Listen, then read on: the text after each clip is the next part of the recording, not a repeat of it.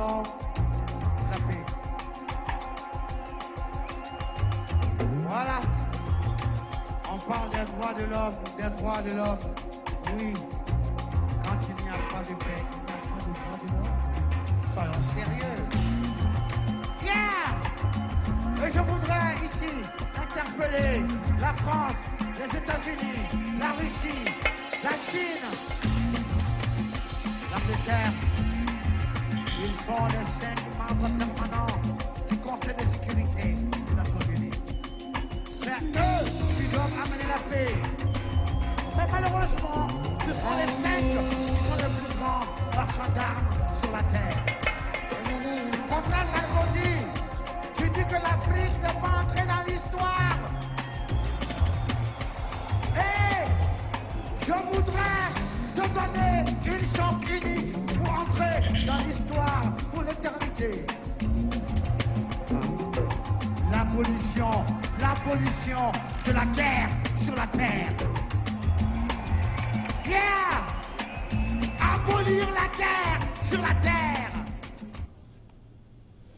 Mesdames et messieurs, bonjour et bienvenue à notre grand débat avec votre animateur principal, Serge Niaoua. Merci encore une fois de plus à Malik Sall pour la réalisation de cette émission, sans toutefois oublier mes chers panélistes attitrés qui sont toujours avec moi pour ce grand débat. Alors aujourd'hui, nous allons parler encore des présidentielles 2020, présidentielles 2020 en Côte d'Ivoire, au Togo et en Guinée. Vous n'êtes pas sans savoir que ces 3 pays sont des pays à risque, raison pour laquelle nous prenons le temps ici de parler chaque fois de ces présidentielles-là.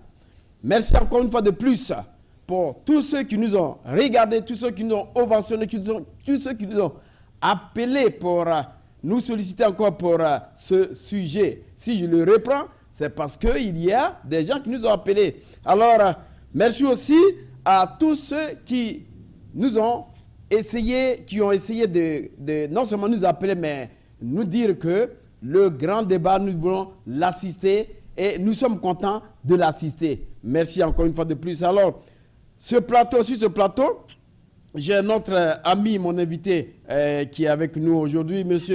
Kwamevi Atiso, qui est de cette partie, pour essayer de prendre part à ce grand débat. Alors, Atiso, encore une fois de plus, merci d'être à ce grand débat.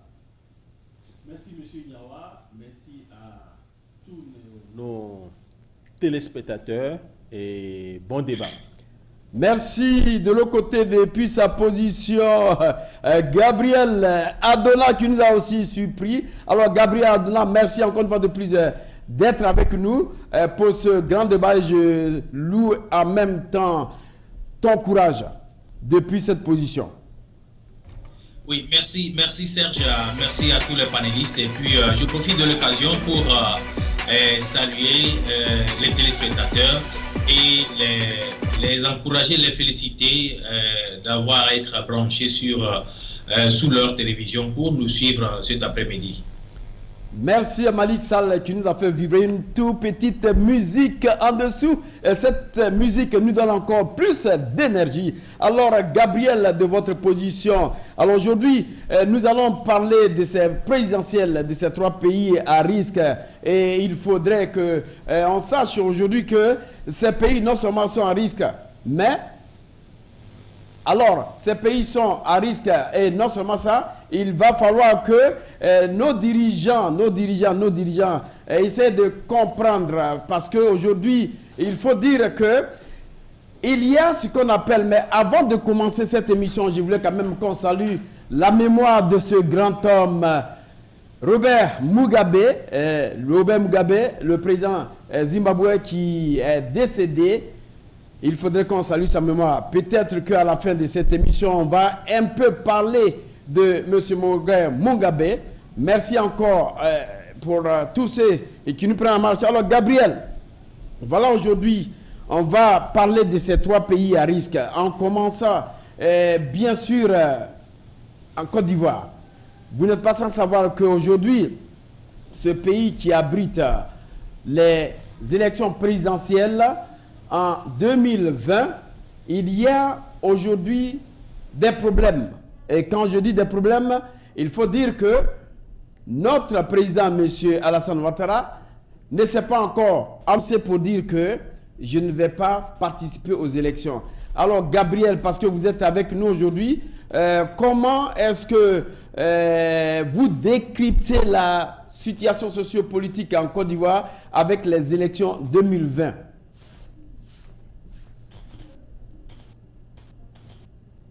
Gabriel?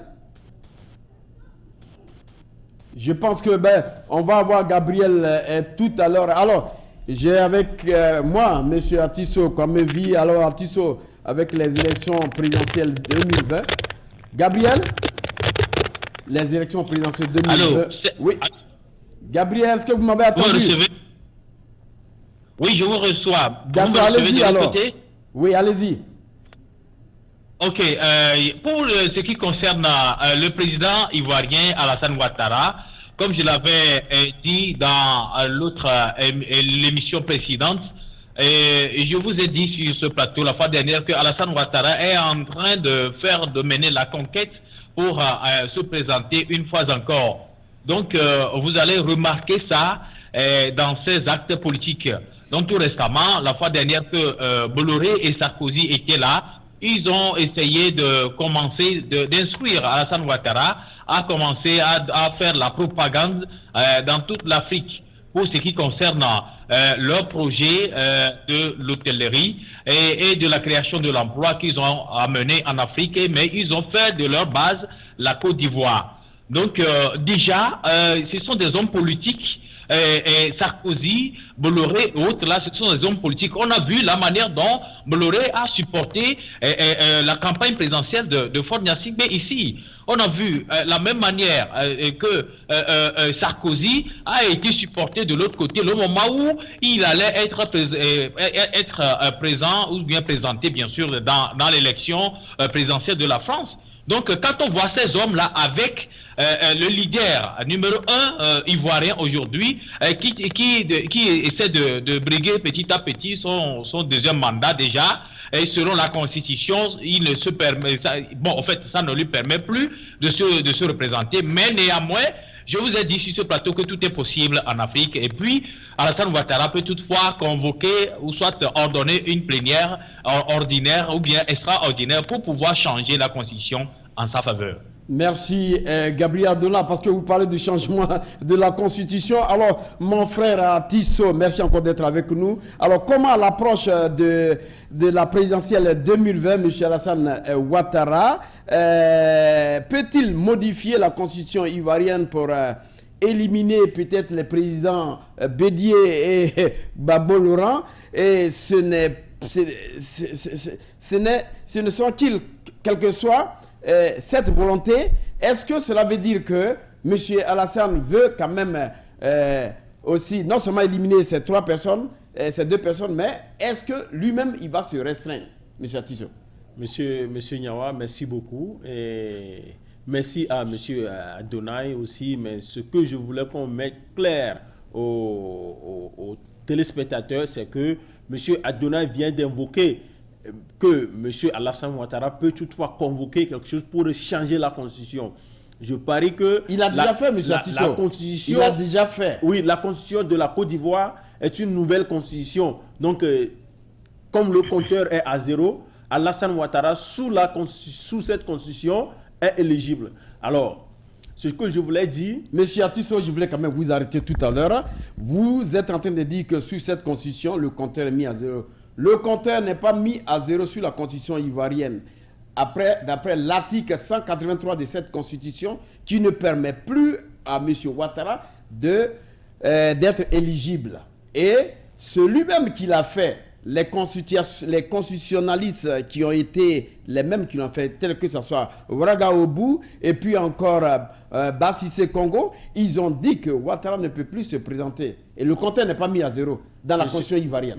Allez-y, Monsieur Nyawa, l'article dont vous venez d'invoquer, qu'est-ce que ça dit précisément pour qu'on puisse statuer sur ça? Parce que dire que Alassane Ouattara n'est pas éligible, que les constitutionnalistes ont dit ça, non. Si la Constitution précise ça, là je serai d'accord. Mais moi, je pense que la Constitution ivoirienne vient d'être votée. et c'est une nouvelle constitution, donc une nouvelle république.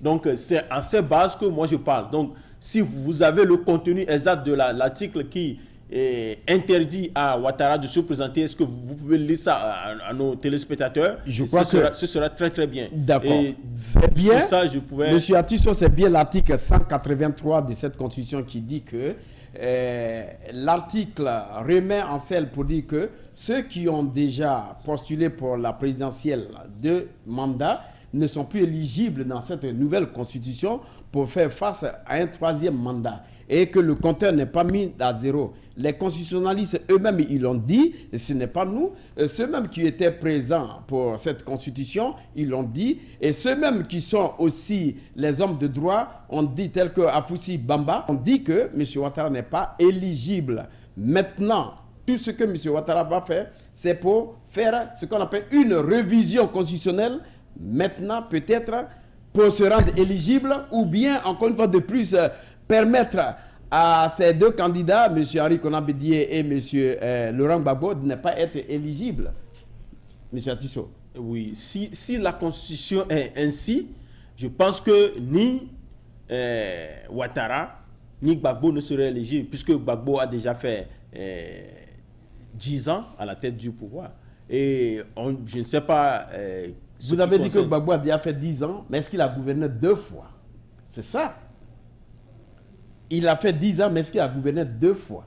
Alors, voilà. D'accord, on va aller. Voilà. Maintenant, je vais rentrer dans le sujet. M. Henri Konan Bédié aussi, il a gouverné qu'une seule fois, il n'a pas fait deux mandats. Deux mandats. Alors, donc c'est M. Ouattara qui a pu faire 2 mandats. Mais la constitution, la nouvelle constitution ivoirienne, vous n'êtes pas sans savoir, les constitutionnalistes ont piégé le président Alassane Ouattara sans qu'il ne le sache. C'est là le hic blesse M. Atisso. Alors, monsieur Nyawa, il y a quelque chose que nous devons comprendre en Afrique. Le parrain de nos dictateurs, de ceux qui cherchent à s'éterniser au pouvoir, qu'est-ce qu'ils font? En Europe, quand un président arrive au terme de son mandat, il n'y a pas polémique de si tu vas modifier la constitution ou non. Mais en Afrique seulement, ils incitent le peuple à voir la réaction du peuple pour que le président passe en nation. C'est ce qui se passe. Si nous savons que la Constitution n'autorise pas Ouattara à se présenter, alors travaillons.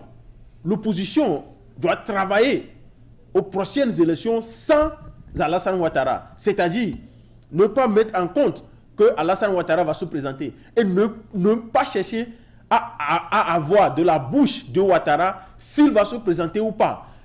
Nous induisions nos présidents en erreur. Et c'est l'occidental qui fait ça pour troubler nos consciences et que le président peut encore faire.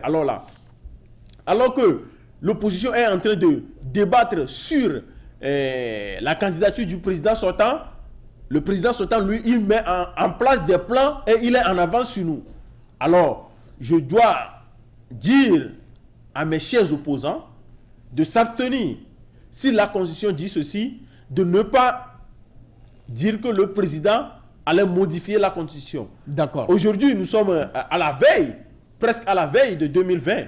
Donc, tous ces manœuvres-là, ça fait que l'opposition se recule et celui qui est en position de violer la Constitution est en force. Donc, préparons-nous pour une élection au lieu de discuter, au lieu de tergiverser sur la participation de Ouattara. D'accord, je crois que Atisso, on va revenir tout à l'heure à vous. On va aller du côté de notre ami Gabriel Adona. Alors, Gabriel Adona, voilà une position. Est-ce que M. Ouattara, depuis fort longtemps, ne s'est pas encore annoncé? Il a dit que je viendrai en 2020 pour dire mon dernier mot pour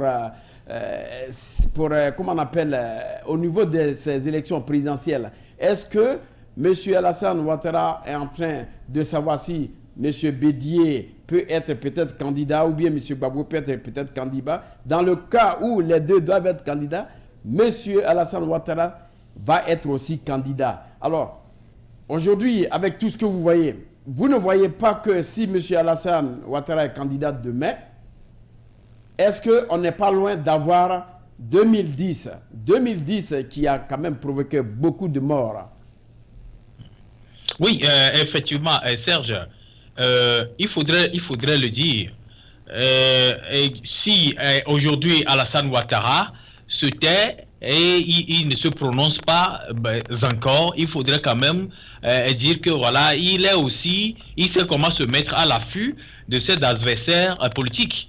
Donc, selon la Constitution telle que vous venez de le dire, le contenu, ça nécessite au moins une grande prudence de sa part, surtout comme il est au pouvoir. Donc, il se trouve dans l'obligation de se taire pour le moment et se mettre à l'affût et guetter maintenant ses adversaires politiques. Il est bien vrai dans la tête de Laurent Gbagbo et de Bédié également, mais ils sont tellement ambitieux pour pouvoir se présenter. Donc, tout se prépare dans les coulisses. Vous allez voir dans peu de temps maintenant, ils vont s'annoncer et déclarer officiellement leur candidature.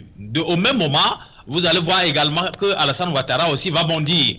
Maintenant, de son côté, il est favori, j'allais dire, parce que il est au pouvoir et le moment où il s'annonce que voilà, il va se présenter, alors là, ça deviendra pire pour tout le monde. Et maintenant, la Côte d'Ivoire va se retrouver encore dans son état de guerre qu'elle était auparavant.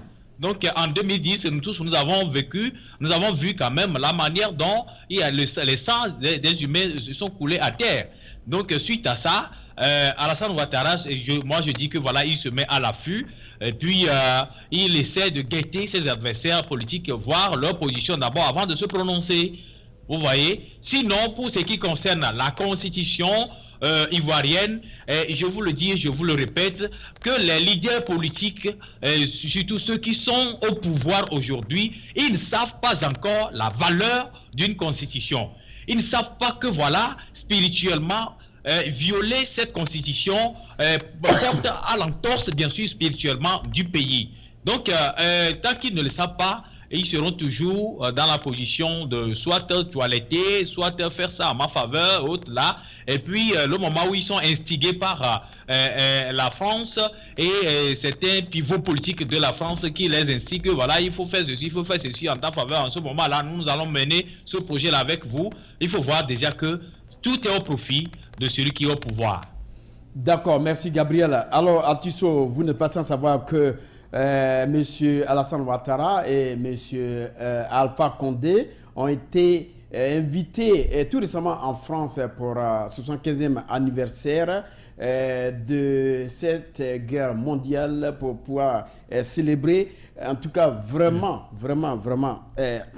les grands titans de, comment on appelle, de ces militaires.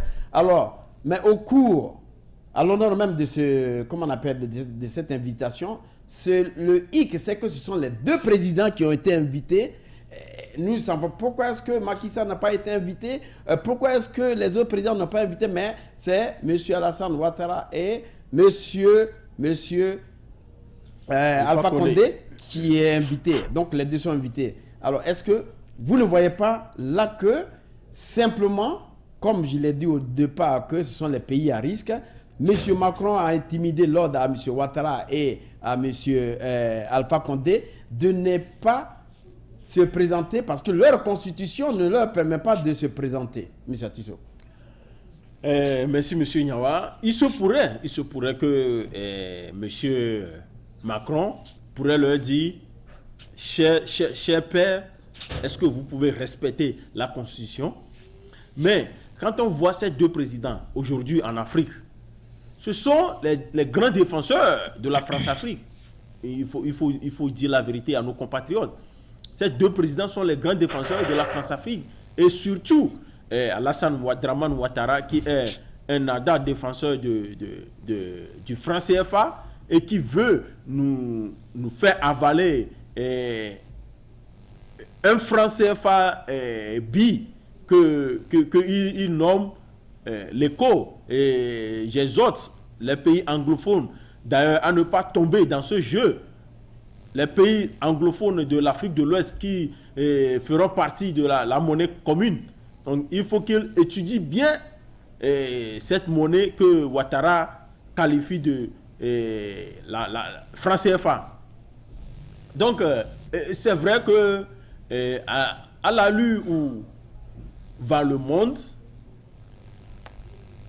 si la France veut se dorer, veut dorer son blason devant la jeunesse africaine, parce qu'aujourd'hui, c'est la jeunesse qui parle, c'est la jeunesse qui brandit la France comme étant la cause de tous les maux d'Afrique. Donc, pour dorer son blason auprès de cette jeunesse, la France peut plaider et demander à ses présidents de respecter la Constitution pour ne pas être stigmatisé davantage par les jeunes africains.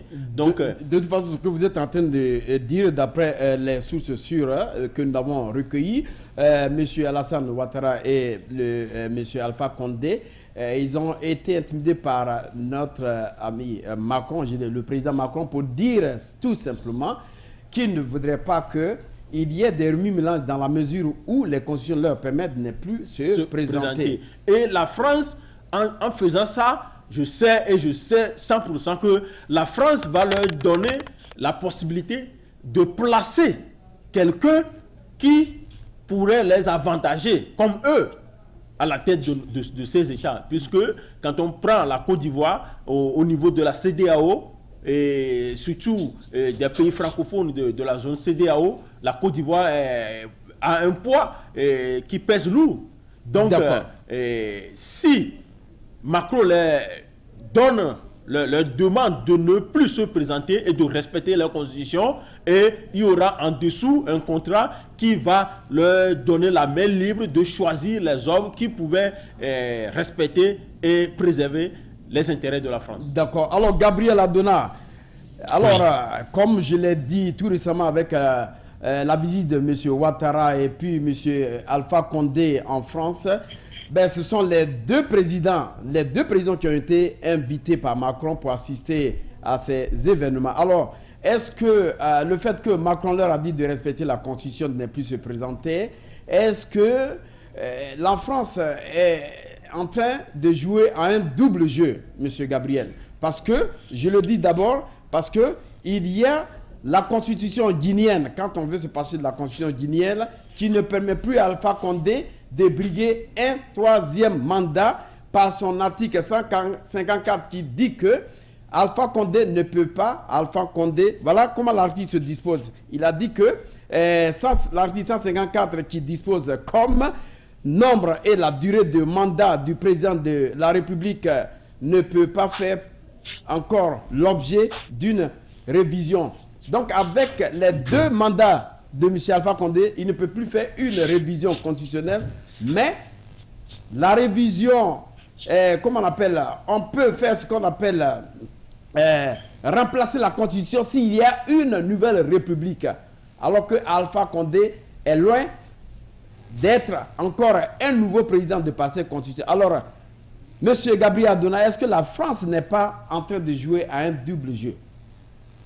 Oui, merci Serge. En fait, la France est un pays que nous connaissons tous depuis notre enfance jusqu'à ce jour. Et le rôle que joue la France dans la vie des pays africains, nous tous, nous le savons. La France n'est plus un pays étrange pour nous. Donc la France a toujours joué ces doubles jeux-là pour essayer de se mettre de la zizanie entre les pays africains. Ça, il faudrait quand même avoir le courage plutôt de le dire. Si aujourd'hui, ces deux pivots-là sont invités par Emmanuel Macron, mais il faudrait dire que après la cérémonie pour laquelle ils sont invités, il y aura toujours des coulisses qui vont essayer de se parler en coulisses pour essayer de dire et préparer et monter des coups que bon, ces deux présidents-là arrivés dans leurs pays respectifs, ils vont essayer de mettre ça en pratique et puis entorser encore, mettre la jeunesse dans la zizanie. Donc, moi, automatiquement, il faudrait le dire, si du jour au lendemain, ou bien juste au début de l'année 2020, s'il y a de troubles politiques dans ces deux pays-là, il faudrait savoir automatiquement que la France est responsable. Parce que tout ce qui va se dire là-bas, en coulisses, les deux pivots qui sont invités ne vont plus le dire, ils vont plus dévoiler ça officiellement. Oui, mais bien, Gabriel... ils vont dire que voilà, c'est nous-mêmes qui ont décidé de changer tant comme ça. Voilà que la constitution d'Alpha Condé aussi, c'est-à-dire de ce pays, ne permet pas à Alpha Condé de briguer un 3e mandat. D'accord. Mais le soupçon avait été déjà annoncé auparavant que Alpha Condé aimerait toiletter la constitution pour pouvoir se présenter pour un 3e mandat. Et jusqu'alors, cette velléité n'est pas encore enlevée. Donc les adversaires politiques, c'est-à-dire les opposants de ce pays, sont toujours à l'écoute et guettent l'action de Alpha Condé. D'accord. De la même manière, donc au niveau de la Côte d'Ivoire, comme je viens de le dire tout de suite, Alassane Ouattara aussi va s'annoncer, vous allez voir dès leur retour automatiquement, et vous allez savoir maintenant leur position. D'accord. Je crois que ce que vous êtes en train de dire, c'est réel. Alors, Monsieur Atisso, quoi que on disait à, comment je peux l'appeler, à Denis Sassou Nguesso de ne pas changer la constitution au temps de Hollande, mais Denis Sassou Nguesso est arrivé à faire encore une révision constitutionnelle qui lui a apporté directement au présidentiel à être candidat. Mais c'est ce que nous sommes en train de dire. On a bien peur pour que, aujourd'hui, même si ces deux personnes, des deux présidents ont été reçus par Macron, on a bien peur qu'ils viennent encore faire un petit quelque chose pour pouvoir se maintenir au pouvoir. Merci, M. Nyawa. Le cas de Denis Sassou Nguesso, il faut voir toujours la France.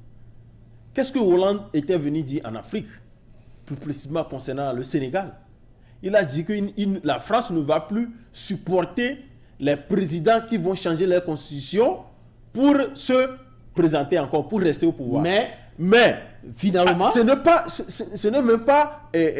c'est à quelques mois, Denis Sassou Nguesso, qui est le garant de la France sur son pays, veut changer la constitution. Qu'est-ce que ce même Hollande a dit? Quel était son discours?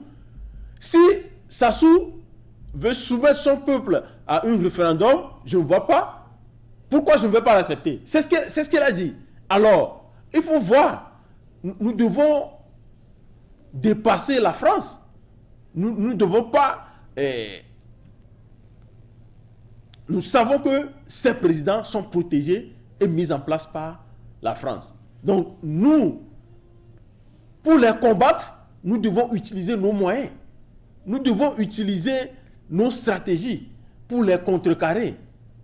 D'accord. On va aller si, par exemple, on parle de la Constitution, c'est pourquoi je disais que si l'Afrique pouvait revenir en arrière, Gabriel là-bas est un Togolais. Quand on dit à un président togolais de prêter serment sur le Coran, ou bien de prêter serment sur la Bible, c'est facilement violable. Mais si on te dit de prêter serment sur Vodou Sakwaté, on demande à un président de prêter serment sur Vodou Sakwaté, sur les dieux d'Afrique, est-ce qu'ils vont facilement... Ils vont jamais le faire. Ignorer ça? Non! C'est palpable. Les dieux d'Afrique vont t'éliminer en même temps. D'accord, c'est votre position, Tissot. Oui, on va revenir parce qu'on n'a pas assez de temps maintenant. Alors, Gabriel, de votre côté, je pense que nous allons rapidement terminer avec le Togo. Vous n'êtes pas sans savoir que le Togo, on parle beaucoup du Togo, même...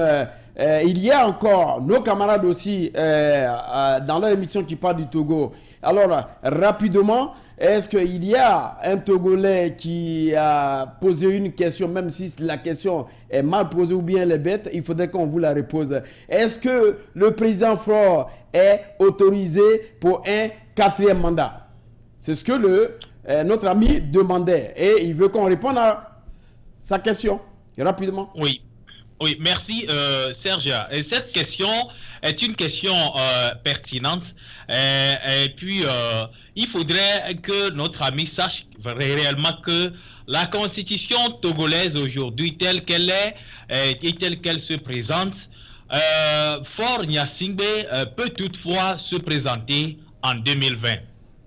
S'il veut réellement, et si le parti Unir RPT veut réellement, et ils peuvent se déclarer candidats et présenter Faure Gnassingbé réellement. Parce que la Constitution a mis tout à zéro, et puis le parti Unir, RPT, disons Unir, on nous dit que voilà, ce n'est plus, Faure était candidat de RPT. Maintenant que son parti est créé nouvellement, UNIR, donc c'est UNIR qui va prendre maintenant le relais déjà à partir de 2020 et va briguer encore 2 mandats avec UNIR. Et maintenant, après ces 2 mandats-là, on peut essayer de changer de parti politique au pouvoir. Donc, pour le moment, Faure Gnassingbé peut se présenter officiellement. Faure Gnassingbé peut se présenter pour un 4e mandat. Alors, à Tissot, quelle est votre réaction? Merci, M. Nyawa. Je pense que si nous allons parler du cas de Faure Gnassingbé, tout d'abord, Faure Gnassingbé ne respecte pas les constitutions. Parce que si nous allons respecter la constitution, en 2005, je dis toujours ça. Oui, mais revenons sur terre. Oui, revenons sur terre. Je vais arriver là-bas. Souvent, on dit chez nous que c'est écoutez-moi, de l'ancienne qu'on tisse la nouvelle. Je suis d'accord avec vous, écoutez-moi.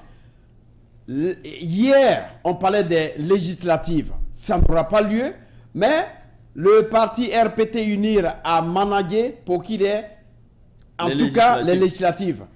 Il a encore managé pour qu'il y ait ce qu'on appelle les réformes constitutionnelles. Et c'est sous les yeux de l'opposition et de la population togolaise et que ça s'est passé. Et encore, voilà une loi qu'il met en évidence pour ne pas que les gens manifestent, pour que tout le monde soit contrôlé. Alors, Tissot, cette constitution met le compteur à 0. Faure Gnassingbé va encore se présenter en 2020. Quelle est la stratégie qu'aujourd'hui le Togolais lambda mène pour ne pas que Faure Gnassingbé évoque encore un 4e mandat? Monsieur Nyawa, Faure Gnassingbé tel que je le connais, la constitution actuelle l'autorise. Donc, il a un boulevard devant lui. Donc, aujourd'hui, moi j'ai toujours proposé, il y a 3 solutions aux Togolais pour mettre Faure dans l'histoire. Donc, si nous voulons parler des élections 2020, la Constitution autorise à Faure de se présenter. Et c'est la Cour constitutionnelle qui est habilitée à valider ou à rejeter. Donc, si vous me posez la question, ça, c'est ma réponse. Mais, je disais qu'en arrière, que Faure Gnassingbé, avant d'arriver en 2005, avait violé la Constitution. Et celui qui a violé la Constitution ne peut pas se présenter aux élections dans 60 jours. Mais on a fait des accords politiques, Faure s'est présenté. Donc si on arrive aujourd'hui avec un accord politique pour que Faure ne se présente pas, ça pouvait se faire. Mais à l'heure où nous parlons, je sais que Faure Gnassingbé a tout à son pouvoir. Il a l'armée, il a l'argent du pays et il a toutes les forces pour se présenter. Donc Faure va se présenter. Mais je dis toujours aux Togolais, les gens me disent que non, c'est utopique, on a déjà fait ça, on n'a pas encore fait ça. Je demande à tous les opposants, sans exception aucune, d'enlever leur habit du radicalisme. Si nous voulons vraiment prendre le pouvoir chez Faure Gnassingbé, d'enlever leur habit du radicalisme et d'accompagner Faure, de rentrer dans les gouvernements de Faure. Je le dis, il ne faut pas envoyer un représentant. Si Jean-Pierre Fabre est devant Faure, Faure ne peut pas parler à Jean-Pierre Fabre comme il parle à un envoyé ou bien un représentant de Jean-Pierre Fabre. Si Tikpi Achadam est devant Faure, Faure ne peut pas parler à Tikpi Achadam comme il parle à un représentant de Tikpi Achadam. Donc si l'opposition veut vraiment gagner le pouvoir, et si il arrive que Faure se proclame encore président après 2020, il faut que tous nous rentrons dans le gouvernement pour voir ce qui se passe là-bas. D'accord. C'est ça qui peut nous aider. D'accord. On va aller du côté, garder l'écoute, parce qu'on va revenir tout à l'heure à vous. Alors, Gabriel, de l'autre côté là-bas, alors vous voulez réagir vis-à-vis de ce que M. Atis vient de dire. Allez-y. Oui, je voudrais dire quelque chose à M. Atisso. Sur le terrain ici, le parti au pouvoir, RPT UNIR, ces pivots, ils savent ce qu'ils font. Donc, si les opposants togolais disent ça, qu'ils ont déjà testé au moins cette portion-là, et ils n'ont pas de résultats, c'est qu'ils ont pratiquement raison. Parce qu'en analysant ce qui se fait au pays ici, nous sommes au pays avec eux ici. Si vous rentrez dans le gouvernement de RPT Uni, ils savent bien que vous n'êtes pas de leur coquille. Donc, ils savent quel poste vous donner pour que vous puissiez quand même être un peu bien. En fait, il y a des postes importants dans le gouvernement qu'on considère. Et le moment où on allait faire, ou bien on va faire les conseils de ministres et autres là, ces postes-là sont obligatoirement indexés et interviewés. Bien. Maintenant, comme ces postes sont des postes clés, les opposants togolais, pour rentrer dans ce gouvernement-là, ils doivent rentrer d'une manière stratégique pour essayer de doiter les postes clés-là, au moins garder au moins ces postes clés pour pouvoir avoir de parole lors des conseils des ministres au moins. Et voilà que si on veut leur proposer des postes, rentrer avec nous, piloter le pays avec nous, mais ce sont ces postes-là qui sont disponibles que vous allez essayer d'occuper. Sans quoi là, bon, nous n'avons plus d'opportunités. Tels sont les propos des membres du pouvoir. Et voilà que l'opposition aussi, ayant quand même la confiance ou bien l'opportunité ou bien la maîtrise de ce qu'elle veut faire, dit non, moi je veux tel poste. Et voilà, on refuse carrément de donner, puisque Gilles Christ Olympio actuellement participe ce pouvoir avec eux. Mais qu'est-ce que Gilles Christ Olympio a rapporté comme résultat à la population togolaise aujourd'hui? Non, rien, on dirait néant du tout. Donc on ne peut pas aussi, si les opposants disent ça, ils ont carrément raison. Moi, selon les analyses stratégiques et avec les preuves de papabilité qui sont sur le terrain, les opposants togolais, ils ont carrément raison. Parce que l'exemple de Gilles Christ Olympio, nous l'avons déjà devant vous aujourd'hui. Faisons l'analyse de Gilles Christ Olympio. Il est rentré avec ses membres et aujourd'hui, ses membres sont ministres dans ce gouvernement-là. Mais qu'est-ce qu'ils font? Ils ne parlent la loi de veto, ils ne parlent la voix de parler. Ils sont ministres, mais jusqu'à peu Condré, on n'a pas connu l'alternance et ça continue toujours. Mais, alors, Atisso, rapidement, une seule minute. Mais je voulais dire à M.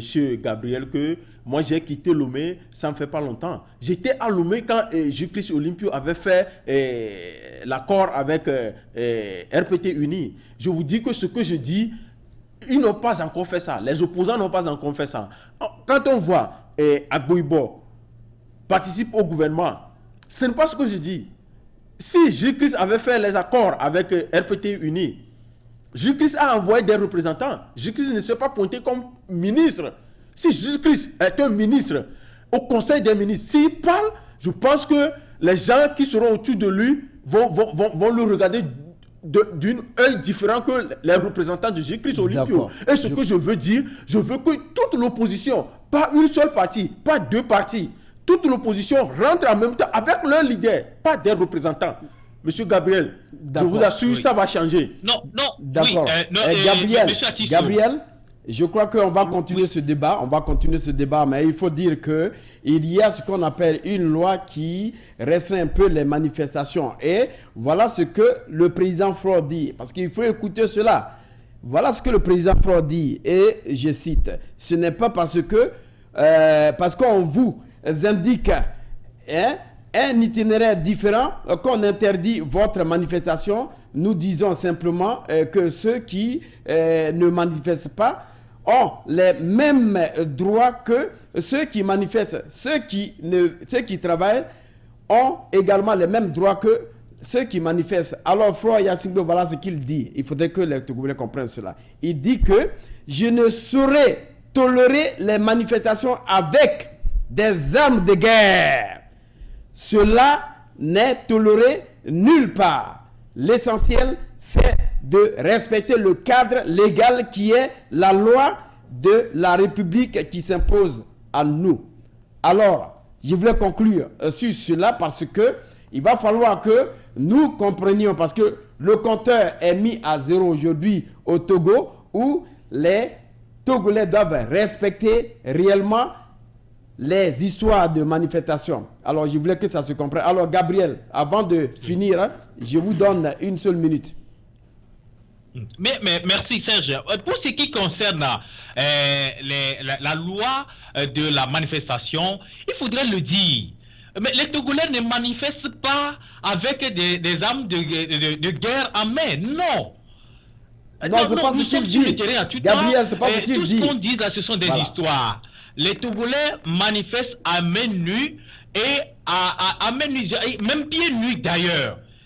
Donc, les armes de guerre dont parle le chef de l'État togolais, ce sont les corps habillés qui s'arment correctement avec des gaz lacrymogènes, avec des balles réelles dans leur truc là, et puis si ça pète là, ils tirent dans la foule. D'accord. Je crois que Gabriel, oui, bon, Atisso, oui, Serge. Voilà un peu cette loi. On va terminer rapidement sur le minute. Cette loi, ce sont les alibis que le président Faure aujourd'hui a pris pour pouvoir éliminer les manifestations. Je dirais même éliminer parce qu'il n'y aura plus de manifestations. De manifestations, voilà. Sûrement. Bon, ce qui m'intéresse, c'est quand il dit qu'il ne va pas autoriser que les choses soient faites dans le cadre de la loi, que la loi soit respectée. Est-ce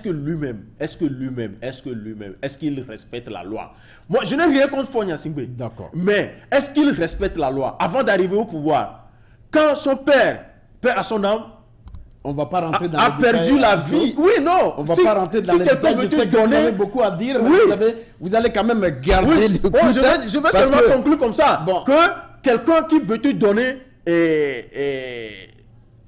qui veut te moraliser de faire quelque chose, il faut voir son parcours, s'il respecte bien. Parce que à son arrivée au pouvoir, ce n'était pas sa place. C'est M. Fambaré Nyachamba qui devait être président par intérim. Est-ce que Nyachamba a été président? Comment est-ce que l'armée, avec le général, j'ai oublié son nom, maintenant ils l'ont renvoyé aussi, qui disait, nous, forces armées togolaises, confions.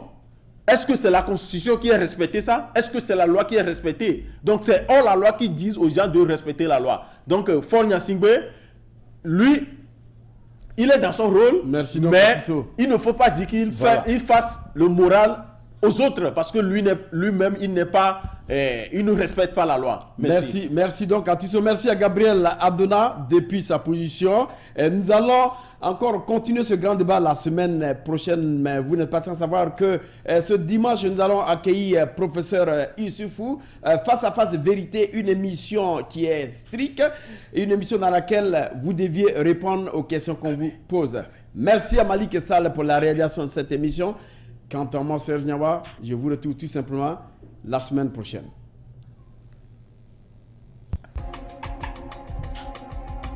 Nous voulons la paix. Voilà. On parle des droits de l'homme, Oui. Quand il n'y a pas de paix, il n'y a pas de droits de l'homme. Soyons sérieux.